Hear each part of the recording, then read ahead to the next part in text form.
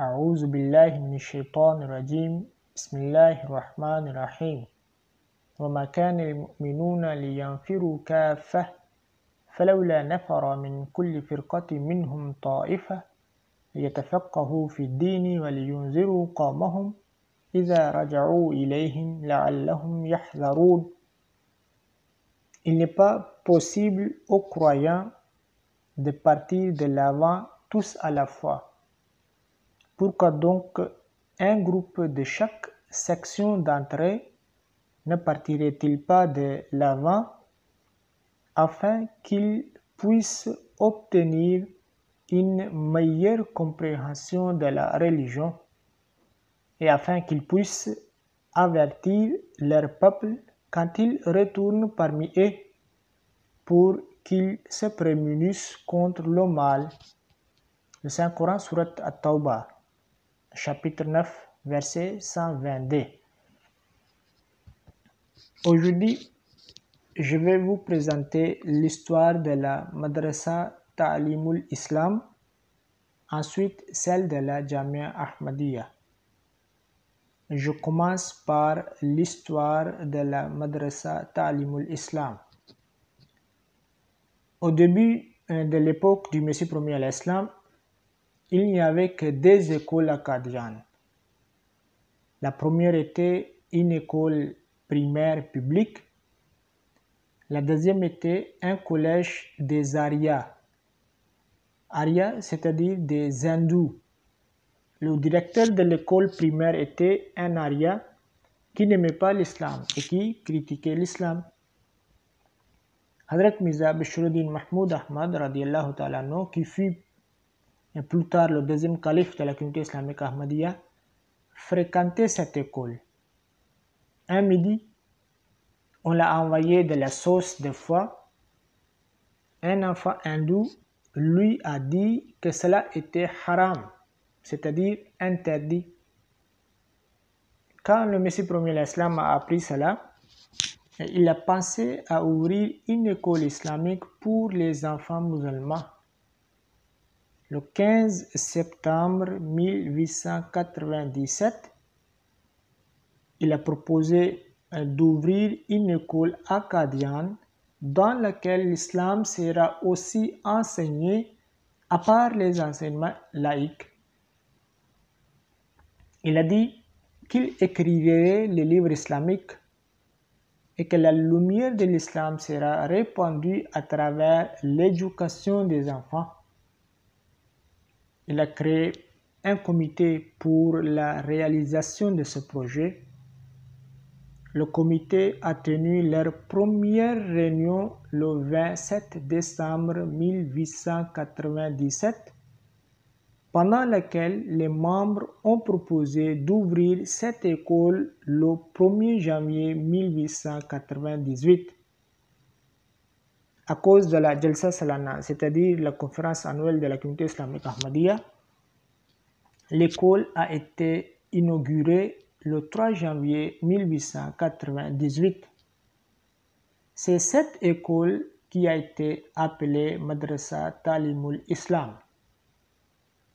Cette histoire est tirée de Tarikh Ahmadiyyat, c'est-à-dire l'histoire de l'Ahmadiyya, volume 2, page 1 à 3.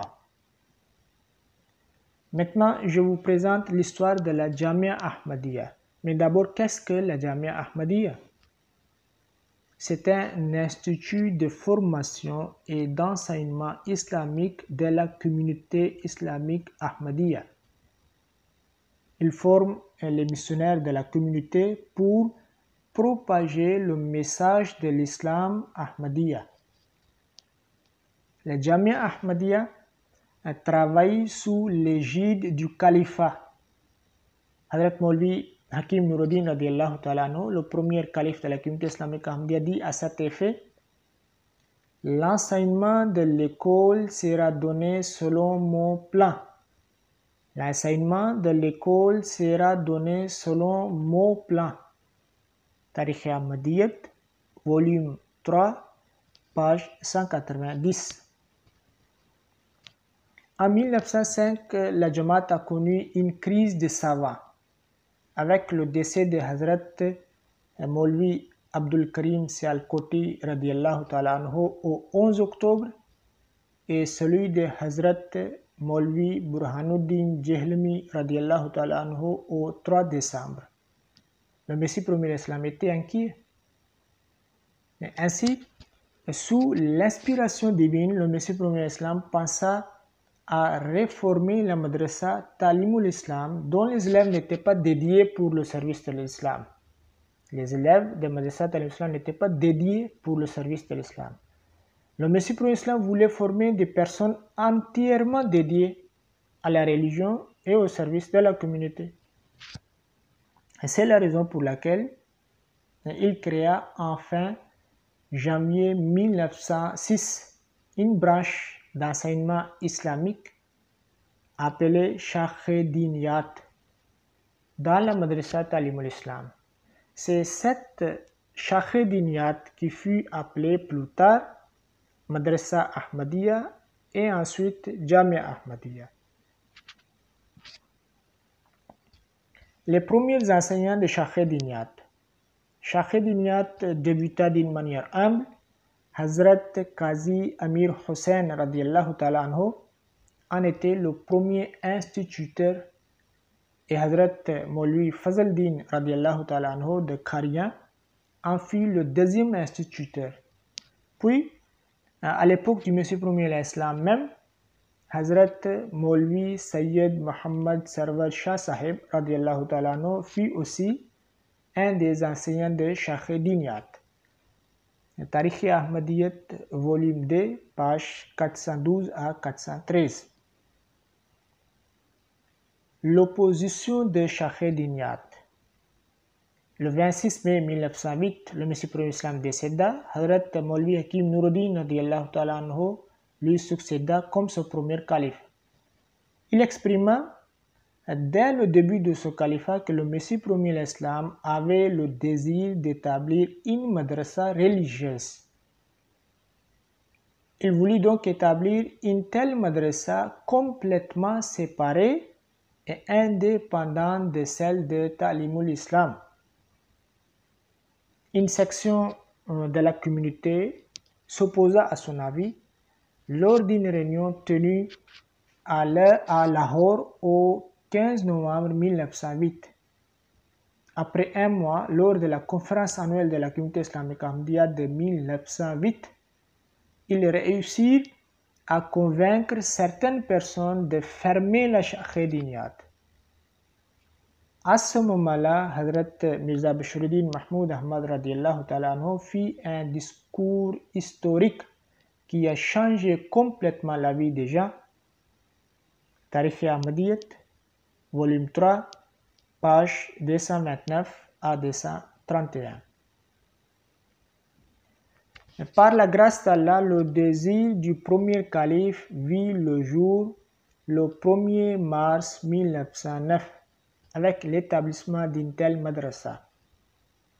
Selon l'avis de Hazrat Maulvi Sher Ali radiallahu ta'ala anhu, cette madrasa fut nommée Madrasa Ahmadiyya. Le premier principal, c'est-à-dire le premier directeur de la Madrasa Ahmadiyya était Hazrat Maulvi Sayyid Sarwar Shah Sahib radiallahu ta'ala anhu. Tarikh Ahmadiyyat, volume 3, page 278. La Madrasa Ahmadiyya fonctionnait toujours dans l'édifice de la Madrasa Talimul Islam. Hazrat Mirza Bashruddin Mahmoud Ahmad radiallahu ta'ala anhu sentit le besoin d'améliorer l'état de Madrasa Ahmadiyya. Il était conscient de la propagation du message de l'islam Ahmadiyya dans le monde entier. Le Sadr Anjuman Ahmadiyya, c'est-à-dire le conseil administratif de la communauté islamique Ahmadiyya, prit donc la décision d'ouvrir un institut indépendant de celui de la Madrasa Talimul Islam le 15 avril 1928. Cet institut fut nommé Jamia Ahmadiyya. Hazrat Mirza Bashiruddin Mahmoud Ahmad radiallahu ta'ala anhu inaugura la Jamia Ahmadiyya le 20 mai 1928. Le deuxième calife de la communauté islamique Ahmadiyya inaugura la Jamia Ahmadiyya le 20 mai 1928. Tarikh Ahmadiyyat, volume 5, page 21. Quels sont ses objectifs? Les objectifs de la Jamia Ahmadiyya. Ces objectifs furent définis par le Messie premier l'Islam lui-même en ces termes. Nous voulons former les gens qui dédient leur vie pour la religion et qu'après avoir terminé leur formation, ils servent la religion. Malfouzat, volume 4, page 620. Il dit: notre but d'établir la madrasa Jamia Ahmadiyya, c'est-à-dire Jamia Ahmadiyya, est que les gens donnent à la religion la préférence sur le monde. L'éducation moderne est nécessaire pour que ces connaissances soient au service de la religion. Le but n'est pas qu'on cherche le monde après avoir fait le brevet ou le baccalauréat. Nous envisageons que ces gens vivent pour le service de la religion. C'est la raison pour laquelle je pense que la madrasa, c'est-à-dire Jamia Ahmadiyya, est nécessaire. C'est un outil pour le service religieux et communautaire. Malfouzat, volume 8, page 269 à 270. Assalamu alaikum wa rahmatullah.